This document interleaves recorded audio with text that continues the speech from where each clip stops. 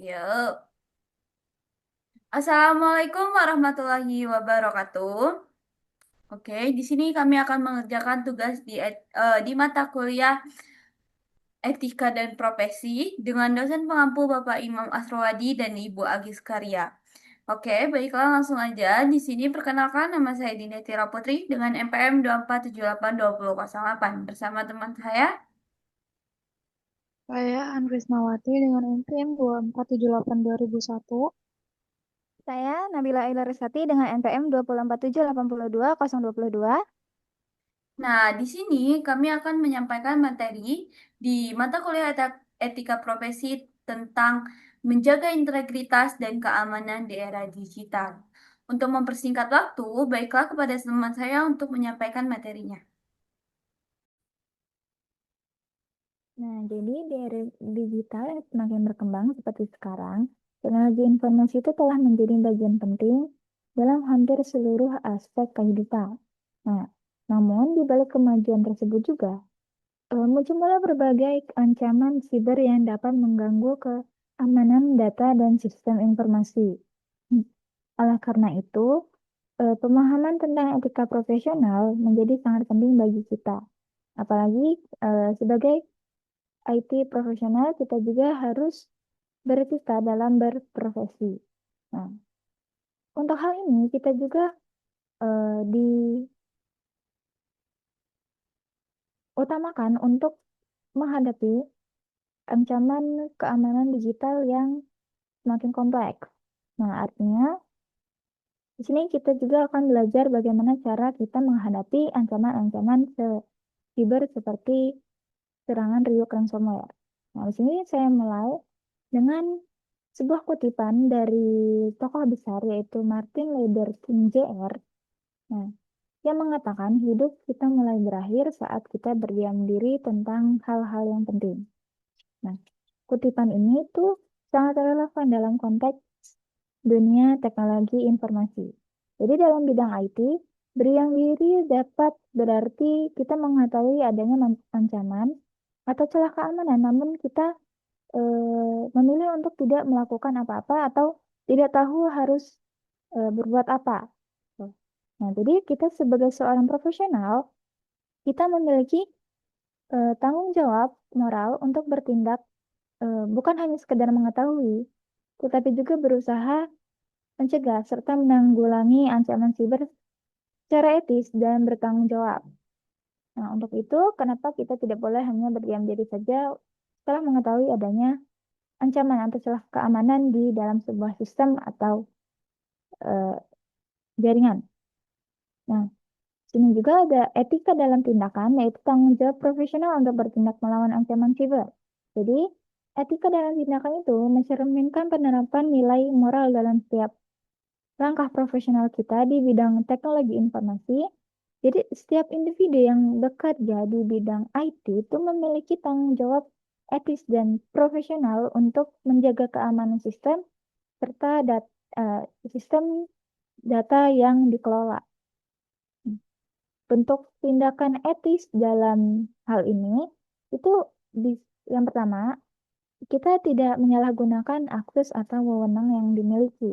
Jadi kita harus menjaga kepercayaan perusahaan atau konsumen kita untuk menjaga hal-hal privasi mereka. Nah, selain itu kita juga harus bertindak cepat ketika menemukan potensi ancaman atau kerentanan dalam sistem. Jadi saat kita mengetahui ada sebuah celah keamanan walaupun hanya sekedar kecil ukurannya, kita harus dengan cepat bertindak sebelum hal tersebut makin menyebar. Lalu, etika dalam tindakan itu juga bukan sekedar tentang apa yang boleh atau tidak, tapi juga tentang apa yang benar dilakukan ketika menghadapi ancaman. Nah, contohnya untuk studi kasus kali ini adalah menganalisis serangan Ryuk ransomware. Nah, jadi, Ryuk ransomware ini diambil sebagai studi kasus dalam presentasi kali ini. Nah, yang kedua di slide yang selanjutnya, kasus sentral Ryuk ransomware. Jadi apa sih Ryuk ransomware itu? Ryuk itu merupakan salah satu jenis ransomware yang paling terkenal dan berbahaya di dunia. Serangan ini tuh dioperasikan oleh kelompok kriminal siber bernama Wizard Studer yang berasal dari Rusia. Nah, kelompok ini itu menargetkan organisasi berskala besar. Organisasi besar seperti lembaga pemerintahan, rumah sakit, hingga perusahaan keuangan yang memiliki potensi tebusan dalam jumlah besar. Nah, mereka itu tidak menyebar secara massal, tetapi menargetkan dengan presisi. Artinya, mereka itu menargetkan secara spesifik dan sistematis dengan perencanaan yang matang. Lalu, tebusan yang diminta juga, yang diminta itu biasanya dibayar menggunakan atau melalui Bitcoin. Nah, ini juga total kerugian yang diidentifikasi itu sekitar 3,7 juta dolar dari 52 transaksi tebusan. Jadi, Ryuk ransomware itu telah merugikan sekitar 3,7 juta dolar Amerika Serikat. Nah, Ryuk juga Ryuk itu sering didistribusikan melalui Trojan seperti Emotet atau Trickbox yang berfungsi sebagai pintu masuk ke dalam sistem korban. Jadi setelah akses berhasil didapat, barulah ransomware dijalankan untuk mengenkripsi data. Nah, di slide selanjutnya yaitu mengenai mekanisme serangan Ryuk. Di sini ada 4 tahap utama mekanisme serangan Ryuk. Nah, yang pertama itu spear phishing email. Jadi serangan itu dimulai melalui email palsu yang tampak resmi. Nah, untuk mengelabui karyawan sehingga mereka akan membuka atau mengunduh lampiran yang aslinya berisi malware. Nah, yang kedua, didistribusikan melalui Trojan.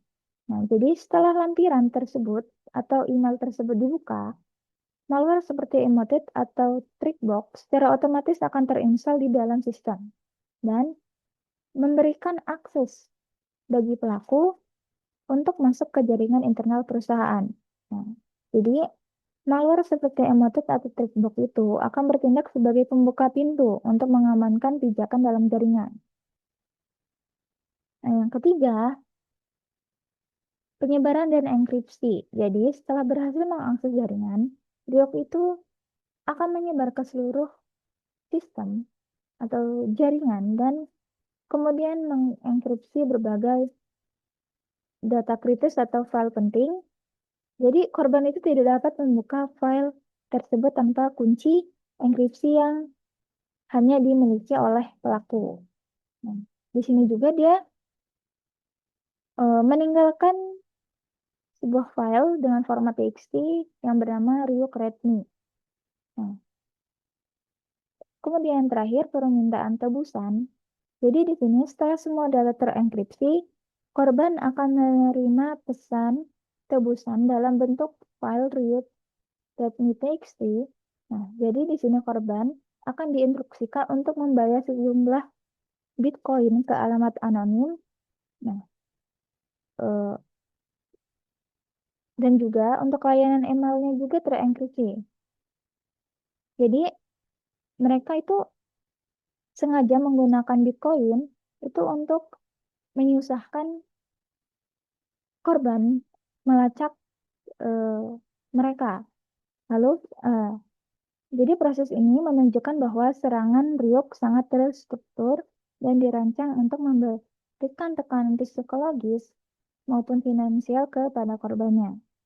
Nah, yang selanjutnya yaitu jenis pelaku, tipenya cyber criminals.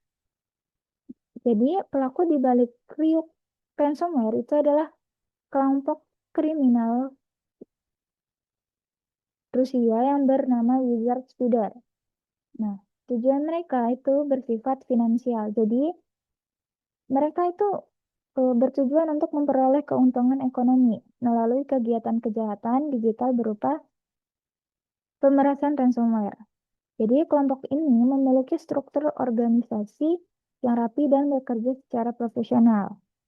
Mereka ini menargetkan perusahaan besar yang memiliki potensi eh, membayar tebusan dalam jumlah besar, dan seluruh transaksi dilakukan dengan mata uang kripto seperti Bitcoin.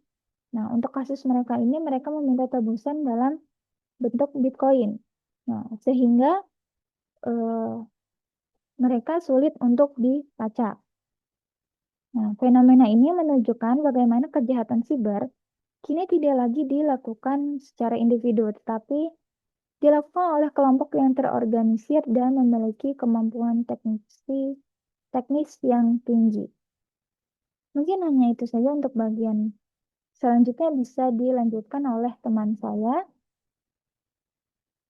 Ada beberapa yang menyebabkan semakin banyaknya insiden insiden cyber, yaitu yang pertama itu adalah kompleksitas sistem dan cloud, teman-teman. Nah, di sini adalah mereka itu adalah organisasi besar yang memiliki permukaan serangan yang lebih luas dengan infrastruktur hibrida yang sulit dipantau. Jadi, di organisasi ini mereka tuh eh, menyerang dengan luas, teman-teman, dengan infrastruktur yang nggak bisa kita pantau atau sulit banget buat kita pantau. Selanjutnya yaitu Beyond, BIOD, atau Break Your Own Device. Itu perangkat pribadi yang kurang terjamin keamanannya menjadi faktor mudah untuk masuk ke jaringan perusahaan. Jadi kayak perangkat pribadi seperti handphone itu yang keamanannya kurang, seperti jarang kita update atau bahkan nggak kita berikan password, teman-teman. Itu eh, mudah untuk kita masuk ke jaringan perusahaan karena ada data-data perusahaan yang biasanya tersimpan di dalam handphone kita. Selanjutnya yaitu bug dan zero day vulnerability. Nah, itu adalah celah keamanan yang belum diperbaiki. Kayak bug itu kan sering banget tuh ngebug ya. Misalnya kayak HP kita ngebug atau laptop kita ngebug itu yang nggak diperbaiki itu mudah banget buat dimasuki, teman-teman. Selanjutnya itu kerentan dan tak terdeteksi, teman-teman, dieksplorasi untuk akses awal. Jadi kalau bug atau zero day itu mudah banget buat kita eksplorasi, teman-teman, untuk masuk gitu. Selanjutnya itu tentang prinsip etika dalam trustworthy dan computing, teman-teman. Yaitu yang pertama itu ada security atau keamanan. Nah, untuk security atau keamanan ini, hmm, oke, itu perlindungan di diakses, perlindungan akses ilegal, dideteksi ancaman, teman-teman, seperti Ryuk atau gagal mendeteksi phishing email, teman-teman. Jadi keamanannya itu benar-benar kurang aman gitu, teman-teman. Selanjutnya itu bisnis integrity atau integritas bisnis, teman-teman. Mempertahankan reputasi dan kepercayaan publik itu kalau reputasinya hancur, itu menjadi kerugian buat klien dan kerugian buat sebuah perusahaan, teman-teman. Makanya kenapa itu kita melakukan mempertahankan reputasi, teman-teman. Selanjutnya yaitu privacy atau privasi, perlindungan data pribadi dan rahasia bisnis. Nah, apa sih dengan apa kita bisa melakukan privacy? Itu kita dengan data terenkripsi gitu, teman-teman. Dengan kita memberikan data kita itu dengan enkripsi, terus dengan akses hilang juga. Maksudnya jika ada yang akses tiba-tiba itu kita bisa menghilangkannya, teman-teman. Maksudnya kita bisa membatalkan untuk akses, teman-teman. Terus itu yang keempat itu ada reliability atau keamanan. Di situ kita melakukan sistem harus beroperasi sesuai janji, teman-teman. Jadi misalnya kita melakukan mau melakukan seperti, oh iya, kita mau melakukan apa ya namanya meeting jam segini itu kita harus melakukan jam segini ya teman-teman. Jangan menjadi layanan terhenti teman-teman. Jangan membuat dianya itu terhenti gitu. Selanjutnya yaitu tentang eh risk atau asesmen dalam kasus riuk, teman-teman. Risk atau asesmen di dalam kasus riuk itu yang pertama ada identifikasi aset, seperti data perusahaan, terus server, terus sistem pembayaran contohnya, teman-teman. Jadi kayak server itu bisa eh, server itu bisa dimasuki oleh orang lain yang seharusnya hanya admin yang bisa masuk ke dalam server. Yang kedua itu ada eh, identifikasi ancaman teman-teman seperti spear phishing atau emot atau trick bot atau Ryuk teman-teman. Seperti eh, ada beberapa ancaman di sini teman-teman, ada spear phishing itu eh, apa ya? Seperti ya yang membuat dia ngelak gitu teman-teman. Terus yang ketiga itu identifikasi kerentanan, karyawan, klik link seperti ada yang ngirim link itu terus tiba-tiba dia klik gitu yang membuat data itu bocor, data kita bocor teman-teman. Itu biasanya terjadi misal di WA, terus di email teman-teman gitu. Sistem tanpa patch, terus proteksi email lemah yang emailnya juga mudah diakses orang lain. Itu menjadi identifikasi kerentanan, teman-teman. Terus risikonya apa sih gitu kan? Yang pertama itu kehilangan data, terus downtime sama berhari downtime berhari-hari. Jadi misalnya data server kita tuh bisa down berhari-hari, terus kerugian finansial besar. Jadi seperti yang dibilang teman saya tadi, itu kita bisa misalnya sudah terjadi kebocoran data dan mereka itu meminta uang kepada kita gitu, teman-teman.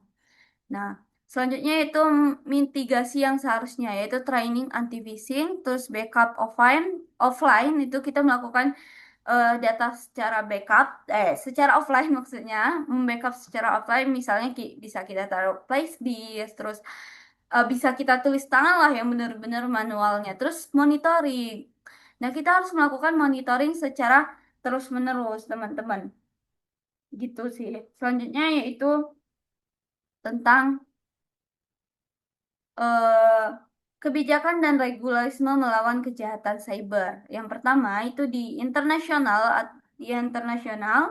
di yaitu si CFAA itu melarang akses ilegal dan pemasaran digital, teman-teman. Jadi buat seseorang masuk ke dalam buat seseorang masuk ke dalam akunnya seseorang itu disebutnya ilegal, teman-teman. Selanjutnya yaitu aktif mengidentifikasi kelompok ransomware gitu, ransomware ya teman-teman. Selanjutnya yaitu melarang pembayar tebusan ke kelompok yang disangsikan. Jadi seperti yang dibilang teman saya tadi di US ya kalau nggak salah, itu kan ada yang meminta uang itu untuk kita tuh mengembalikan akun kita kan. Nah itu kalau bisa itu kita jangan membayar tebusannya teman-teman karena eh, mereka akan merasa mereka menang gitu sih. Jadi kita nggak usah ngebayar dan kita berusaha memperbaikinya sendiri gitu. Selanjutnya itu di konteks Indonesia itu ada undang-undang IT itu melarang peretasan dan distribusi malware teman-teman. Jadi kita tuh nggak boleh mengambil yang bukan hak kita. Maksudnya seperti itu ya, peretasan seperti peretasan akun gitu teman-teman. Yang kedua itu ada Undang-Undang PDP pada tahun 2022 itu kewajiban melindungi data pribadi dan sanksi kebocoran teman-teman. Jadi kita tuh wajib melindungi data pribadi kita gitu teman-teman. Terus selanjutnya itu BSSN, Lembaga Resmi Penanganan Insiden Cyber Nasional. Itu bisa misalnya nih kita kertas dan kita bisa melaporkan ke BSSN ini. Terus OJK atau BI. Regulasi ketat keamanan sistem keuangan untuk mencegah serangan. Nah, di sini kita di OJK atau BI ini kita tuh benar-benar menjaga gimana data kita ini agar hanya kita yang tahu gitu teman-teman. Selanjutnya akan dilanjutkan oleh rekan saya.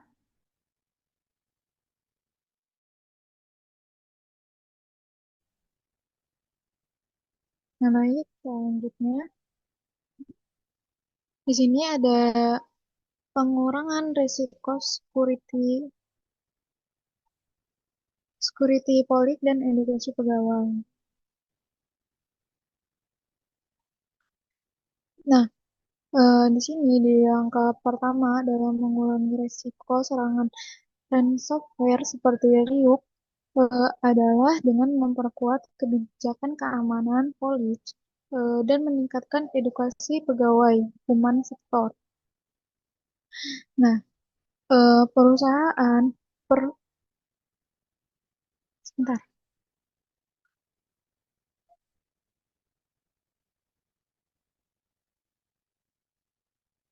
Nah, di sini perusahaan perlu menerapkan prinsip yaitu zero trust dan kontrol akses yang ketat agar tidak ada pihak yang bisa masuk tanpa verifikasi yang jelas.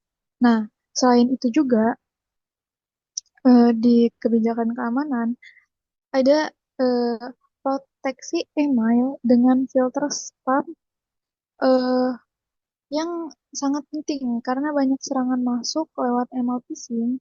Nah, selanjutnya juga perusahaan juga harus memiliki insighted response plan yang jelas dan teruji agar ketika terjadi insiden, tim tahu langkah apa yang harus dilakukan dengan cepat dan tepat. Nah, selanjutnya dari sisi edukasi pegawai,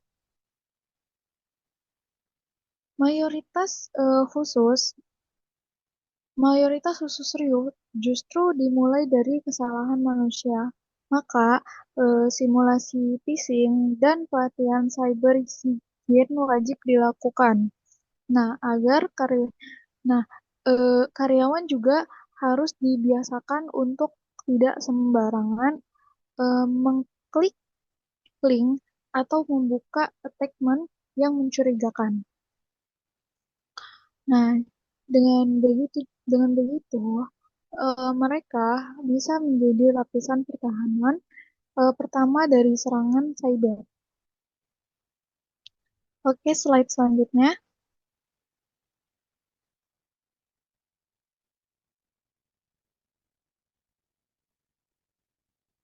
Nah, di slide selanjutnya yaitu ada strategi pencegahan prevention ransomware. Nah, untuk mencegah ransomware ada 4 strategi utama. Nah, yang pertama ada backup offline. Nah, semua data penting harus di-backup secara terpisah dan terenkripsi. Nah, ini bertujuan agar data bisa dipulihkan dengan cepat tanpa harus membayar tebusan.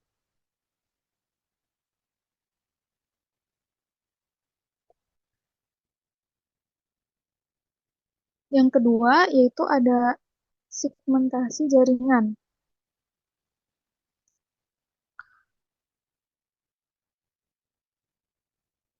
Nah, di segmentasi jaringan ini penting agar jika satu segmen jaringan terenkripsi, segmen lain tetap aman. Jadi, serangan tidak menyebar ke seluruh sistem. Nah, selanjutnya yang ketiga yaitu ada patching routing. Nah, ini bertujuan untuk memperbaharui sistem operasi dan aplikasi secara berkala. Nah, banyak malware memanfaatkan celah keamanan dari sistem yang tidak diupdate.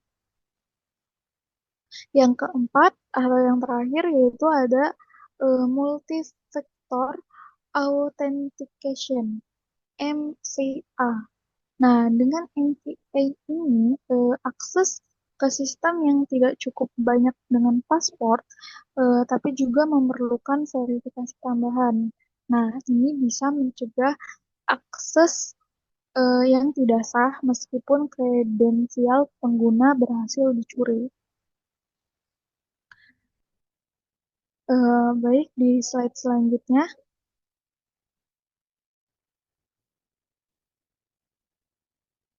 Nah, di slide ketiga ini ada ringkasan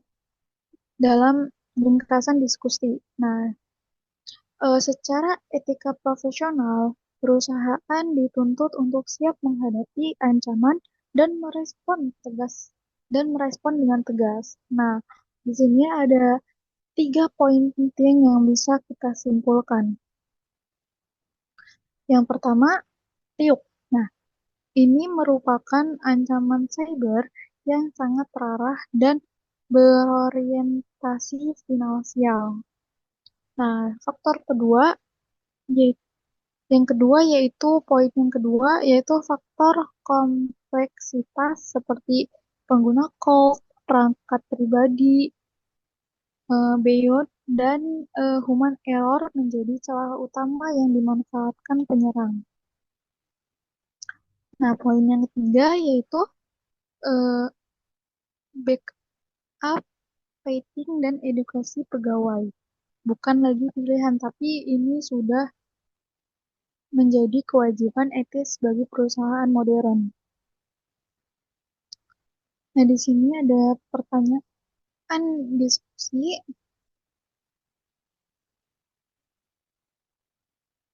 Nah, di pertanyaan pertama, yaitu apakah perusahaan sebaiknya membayar tebusan saat terkena ransomware?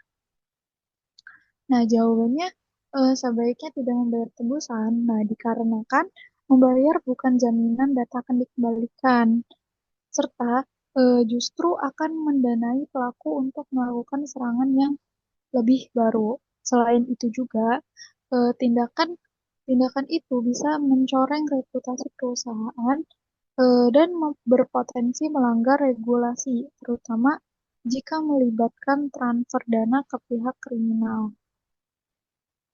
Nah, untuk langkah yang terbaiknya yaitu mengandalkan backup offline dan memilih rencana pemulihan insider yang siap dijalankan. Jadi fokusnya bukan pada membayar tebusan, tapi pada pemulihan cepat dan mencegah kejadian tersebut tidak terulang kembali. Nah, di pertanyaan diskusi yang kedua yaitu ada bagaimana cara menyeimbangkan investasi IT security dengan biaya operasional perusahaan. Nah, untuk mengimbangi keduanya, perusahaan perlu melibatkan keamanan sebagai investasi, bukan bukan beban. Nah, caranya adalah dengan menerapkan pendekatan berbasis resiko, artinya dana keamanan difokuskan pada aset yang paling kritis, serta seperti data pelanggan atau sistem transaksi. Nah, selain itu, perusahaan bisa menggunakan solusi open source, cloud security, atau managed service yang lebih efisien secara biaya. Nah, edukasi pegawai juga termasuk sangat penting, dikarenakan investasi kecil dalam pelatihan bisa mencegah kerugian besar akibat serangan cyber.